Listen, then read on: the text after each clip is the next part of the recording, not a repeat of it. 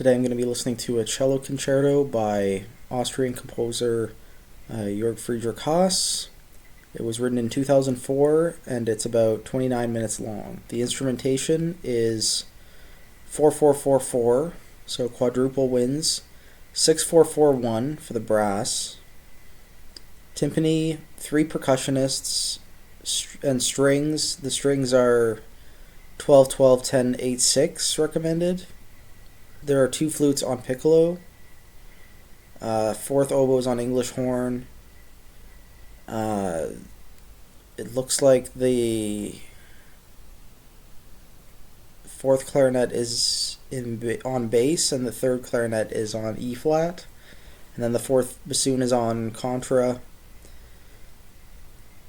Percussion 1 is on crotals, glock, gongs, like pitched gongs, and woodblock, large tam-tam, a couple large drums. And then percussion 2, we got marimba, crotals, gongs, woodblock, temple block, hanging, cymbals, large tam-tam, lion's roar, tom-tom.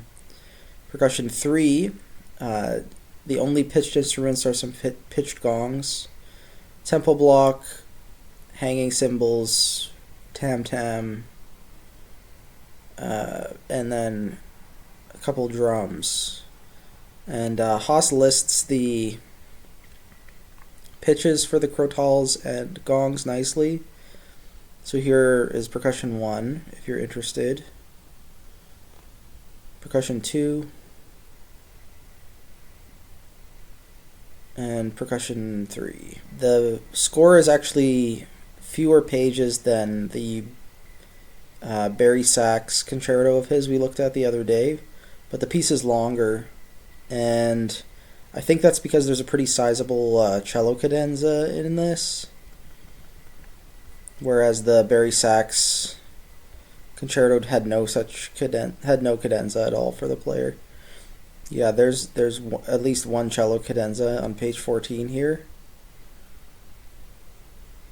and it's quite massive. So that'll be fun to get into. There's a huge write-up here on Universal Edition's website. Let me see if I can find anything of interest about the piece. Yeah, so this is a pretty long-winded program note. It talks about Haas and a number of his other pieces before talking about the cello concerto, but on the concerto, it's finished composing it around May 2004, and it has some motivic material in the solo part where it's primarily introduced. There's a quotation of Schrecker's opera, O Father, Thy Sad Inheritance. This is announced towards the end of the piece. Haas does have quite a few pieces with quotation in them, which I think is kind of interesting. This will be the first of his that we look at that does that. And I guess this melodic pattern from the quotation is hinted at earlier in the cello part. The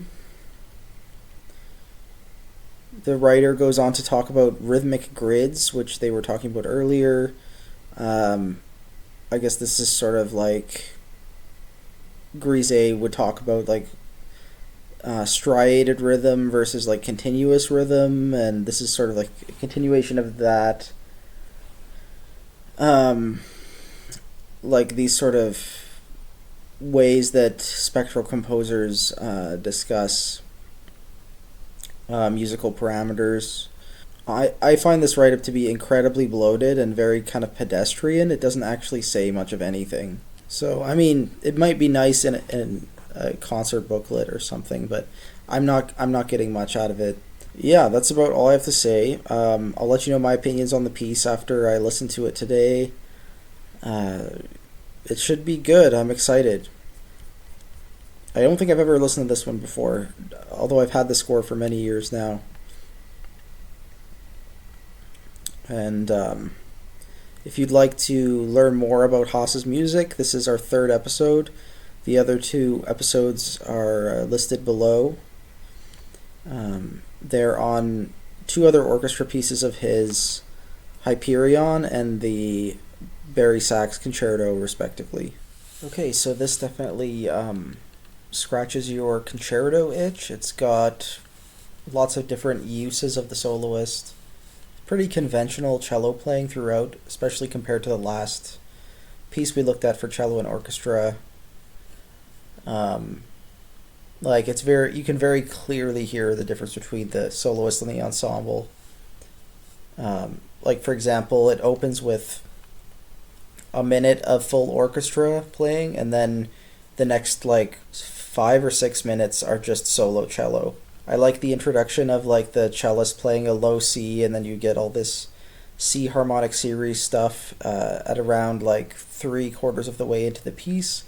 Kind of reminded me of one of Haas's string quartets. I can't remember if it's the first one or the second one. I think it's the second one. It's